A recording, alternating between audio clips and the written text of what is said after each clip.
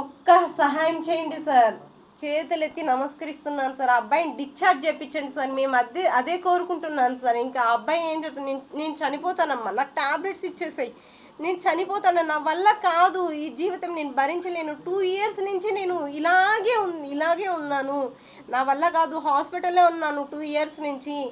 Last 22 December 28 అబ్బాయి కాలు accident అయింది. కాలు యాక్సిడెంట్ అయిపోయి నెక్స్ట్ హ్యూమనిటీ పవర్ తగ్గిపోయి ఆ క్యాన్సర్ వచ్చిందనమాట. అప్పటి నుంచి ఈ స్ట్రగుల్ అనేది పడుతూనే ఉన్నాను. ఆ అబ్బాయి నేనే ఎంతసేపు హాస్పిటల్లోనే అనమాట. ఆ అబ్బాయి ఏడుస్తుంటే నా ప్రాణం పోయిన, వెయిన్స్ అనేటివి ఉండవు వాళ్ళ క్యాన్సర్ వాళ్ళకి, గుచ్చుతూ ఉంటే అమ్మ అమ్మ అని అరుస్తుంటాడనమాట. ఇప్పుడు కానీ మార్నింగ్ నుంచి నాకు డిశ్చార్జ్ చేస్తేనే నేను మార్నింగ్ నుంచి అట్లీస్ట్ రైస్ గెంచి తాపుతారు ఆ అబ్బాయికి, అది కానీ తాగట్లేదు.